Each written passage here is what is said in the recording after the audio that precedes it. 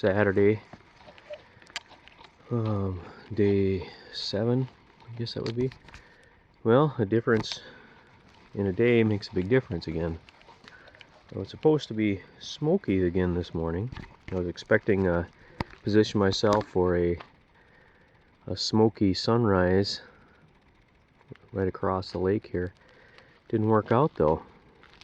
These are all clouds. Well, there's smoke too, I can smell it. But it's just gray, solid gray. So, and it's kind of chilly actually. I have a warmer fleece pullover on just to stay warm. It hasn't rained, not a drop yet. So it's not supposed to rain. There's nothing in the forecast for the day, but I'm going to move anyway. So I'm going to hang out just a little bit longer this morning, take my time, maybe make a good hot breakfast and cook up the last of my crumble. I got this nice log here. I kind of sit and do my stuff on here. It's very nice. But yeah, you can see the smoke in the distance there pretty good now. But this wind now coming from the southeast is supposed to kind of blow it out of our area during the day today. The forecast says decreasing clouds, no chance of rain, but I don't know if I trust that. I didn't do a map update yesterday, or maybe even the day before, I don't know. But I was camped in that little island here on Little Sag. And I went around and checked out some more campsites on my way out. And I went up and I took this string of little lakes, Virgin, West Fern, and Powell, on my way to Gillis, instead of the usual route, which is up through Gabby and then across Peter to Virgin. A lot fewer portages, and they're a lot easier too. This particular 90 from Little Sag to Virgin is a tough one. There's a tremendous climb from here to here. I forget what it was right now, but it's 60 some feet rise in that 90 rods, and it's up and up and up and up and up coming from this way. Other than that, it's fairly easy. Overgrown and grassy. I have some video on that. Campsites are closed and there's no activity. The only one you can camp at is this one, the south one of Powell. That's that tall one. This portage is a bugger, 33 from Powell to French. That thing is nasty boulder field on each end. Just a miracle to get a canoe in there without scratching it all up. And then there's that campsite I camped at, up on the rock with the terrible landings. And then I went down through Fern. This campsite's open. And then back into Gillis, and then I'm camped right here, right by the triangle-shaped island. This is this 5-star site I'm at right now. And today I'm going to go. The plan is to go up over to Bat and start this string and camp here at Brant Lake. There are 3 sites there, and so I can maybe get one of those. That way I can get an early Sunday morning out to round. Nothing to it. I'm going to do a quick gear video this morning, just to show what I brought for my own memory mostly on my 8-day solo here in 2018. Of course, I've got my portaging yoke for my solo canoe, life jacket, my Fox paddle, bent shaft. That is a Bear Vault BV500 for my food. Which easily held everything I needed for 8 days. That is my tent. That is a 6 Moon Design Lunar Duo with a Tyvek Ini sheet and poles. I bring some carbon fiber poles for it, since I don't have trekking poles, obviously. This is my clothes bag. This basically one change of clothes. I have a couple pairs of wool socks in there, an extra pair of nylon pants like I wear every day, a nylon shirt like I wear every day, sometimes a t-shirt, mostly for sleep-in, synthetic, and I guess that's pretty much about it. This is my Helinox Chair Zero chair, 15 ounces, worth every one of them. This is my sleep stuff in a Sea to Summit 20-liter dry bag. I've got a 20-degree synthetic Thermarest bag with a Thermarest Neo Air pad, the Sea to Summit Eros inflatable pillow, and an Instaflator for the pad. Just a plastic bag basically with a nozzle on it. That is my homemade 10x10 sil nylon tarp with stakes and ropes. That is my rain gear. It's Marmot, can't remember, Precip I think it is, jacket and pants. I'll go down here first. This is my manly waist satchel that I carry with me all the time. In it I keep just a few basic things, knife, compass, whistle, fire starting stuff, my DeLorme InReach. In here I carry, or this is just my camp shoes, the cheapest, lightest pair of foam tennis shoes a person can buy, and with a pair of wool socks in there. Keep them in a big Ziploc baggie. First thing to come out of the pack, first thing to go on usually. This going up here is I have this cooler. It's a just a light little soft thin little cooler pack. It's just nice for containing everything. I can put towels. I use those light load towels on the side. Inside is basic stuff. I use 2-liter bottles for water. Sometimes I use 1-liter smart water bottles too. But my homemade gravity filter bag, the Hydro Blue filter in it now. Hygiene bag, clothesline, alcohol fuel bottles, my titanium cook kit, which is for backpacking, but I thought I'd bring it this time. Soap, safety glasses for in the woods, and a Reflectix sit pad that unfolds. Kind of handy. This zips up and works pretty good. All of that stuff goes, well, except for the life jacket, of course, which is on me all times. All of that goes into this Cook Custom Sewing Pioneer pack.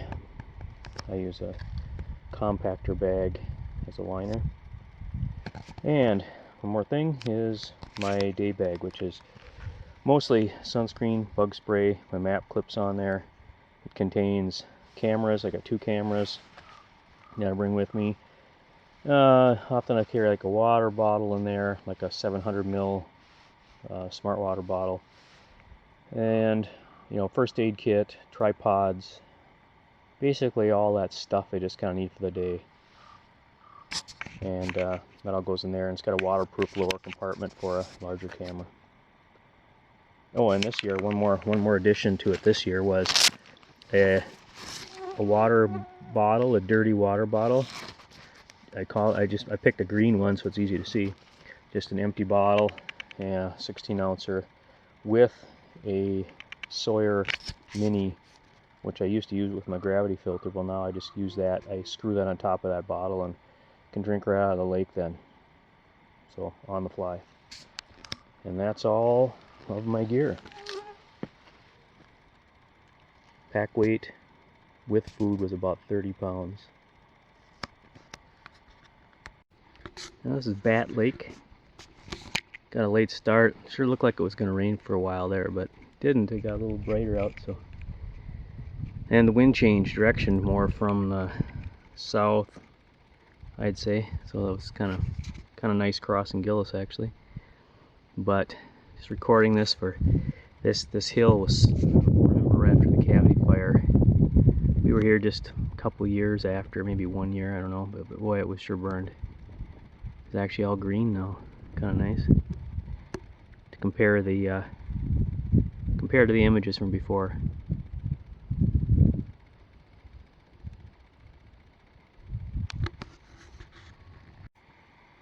The water was very low on green which I mean, portage landing's kind of tough, and somehow it must be related to what's happening at the other end here at flying. It's very high. I think the portage used to be way out there, and now it's this flooded deal. Not too bad. Tough one. Boy, that thing's a lot of up and down. Flooded trees in here, and kind of a neat dark tunnel back through there with big hills and a big hill climb and a switchback. I forgot all about that. But yeah, at least the bottom in there is kind of hard, so that's good. And looks like the fire got the other side here of flying. Can't really remember that either. Well, that's about a first. I know I've been here before. I just don't remember those stairs between flying and Goddard. I know the water's high. You can see rocks in the water there where it's kind of a landing, so obviously the water's high, so that'll be an interesting one. Hope it's not too deep over there. Pretty little lake.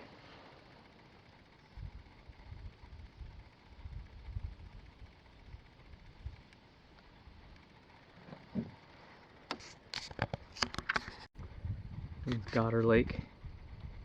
That's a very impressive cliff over there.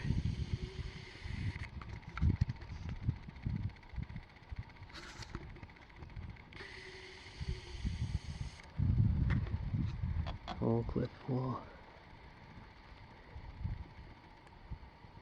Pretty neat. Now I just got to go find the other portage on the other end of this thing. I remember Becky and I once really worked at it to figure it out. Here's the base of the big impressive cliff. Isn't that amazing?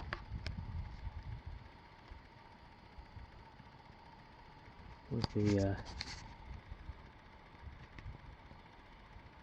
focus of that little seeing it, that's pretty cool.